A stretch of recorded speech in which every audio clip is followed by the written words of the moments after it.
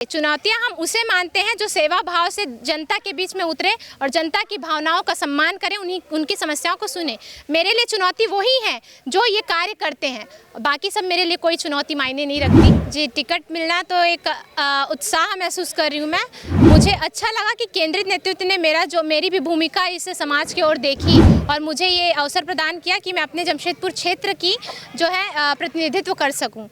जमशेदपुर पूर्वी विधानसभा क्षेत्र से पार्टी के प्रत्याशियों ने अपना जनसंपर्क तेज कर दिया है। बीजेपी ने यहां से पूर्णिमा दास साहू को टिकट दिया। पूर्णिमा अभी हमारे साथ है, हम उनसे बातचीत करते हैं। पूर्णिमा जी, कैसा महसूस कर रही हैं? पहली बार टिकट मिला है आपको? जी, टिकट मिलना तो एक उत्साह महसूस कर रही हूँ मैं। मुझे अच्छा लगा कि केंद्रीय नेतृत्व ने मेरी भी भूमिका इस समाज की ओर देखी और मुझे ये अवसर प्रदान किया कि मैं अपने जमशेदपुर क्षेत्र की जो है प्रतिनिधित्व कर सकूँ। बस मैं बहुत उत्साहित हूँ और जैसे जनता जनार्दन का और हमारे कार्यकर्ताओं का मुझे सपोर्ट और सहयोग मिल रहा है, उससे तो मैं बहुत ज़्यादा भावुक हो गई हूँ कि इतना सपोर्ट मुझे मिला।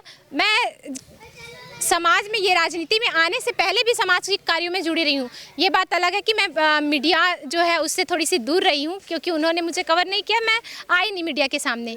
पर अब राजनीति में आ गई हूँ तो अब मैं पूरी सेवा भाव से, श्रद्धा और पूरी निष्ठा से मैं।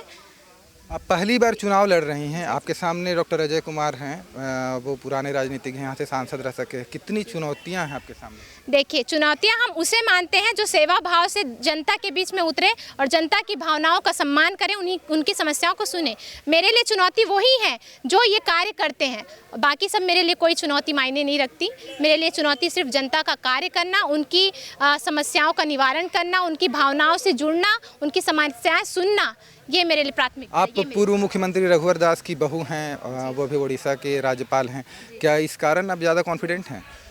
जी बिल्कुल नहीं, मैं कॉन्फिडेंस हूँ। आप देख ही रहे हैं कि कैसे मुझे जनता जनार्दन का प्यार मिल रहा है। मैं जब घर के अंदर थी तो भी मुझे वो प्यार मिलता था, पर वो छुपे तौर पे था। पर जब मैं बाहर निकली तो वो जो प्यार है वो मुझे खुले आम जो है वो दिखने लगा है और आप सभी देख रहे हैं कि जनता, कार्यकर्ता कितने उत्साहित है इस बात को लेकर। 2019 का चुनाव रघुवर जी यहाँ से चुनाव हार गए थे। अब आपको क्या लगता है कि कितनी चुनौतियाँ आपके सामने होगी ऐसे में? मैंने पहले ही बताया कि चुनौतियां मायने नहीं रखती। अगर आपके में सच्ची निष्ठा, श्रद्धा है और जनता की सेवा करने के लिए आप ईमानदार हैं तो ये सारी चुनौतियां हैं वो सब अपने आप जो है पार होते चले जाती हैं। तो बस मैं आपसे यही कहूँगी कि मेरे सामने अभी कोई चुनौतियां नहीं है। अगर कोई चुनौतियां आती भी है तो मैं सक्षम हूँ, मैं समक्ष हूँ कि मैं उनसे जो है लड़ सकूँ। अच्छा, आप तैयारी कर रही हैं तो आपको ये तो मालूम होगा कि 2019 में किस बूथ में बीजेपी कमज़ोर थी और किस बूथ में सबसे ज़्यादा मजबूत और किस में कमज़ोर थी? जी, हम जो है अपना जो ये मालिकाना हक को लेके, बस्तियों का मालिकाना हक को लेके ही जो है कमज़ोर पड़ गई थी, क्योंकि जनता को पता नहीं था कि वो सीधे 2019 की बात है जब बस्तियों का मालिकाना हक हमारी सरकार, भाजपा की सरकार। मैं आपसे ये पूछना चाहता हूँ किस बूथ में कब से सबसे कम वोट मिला और बिरसा नगर के किस बूथ में? जी, जोन क्रमांक 48 शायद।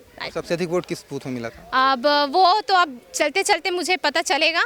बाकी आपसे बस यही चाहूँगी आगे का मुझे तो ये थी पूर्णिमा। ये अपने जीत को लेकर पूरी तरह आश्वस्त हैं।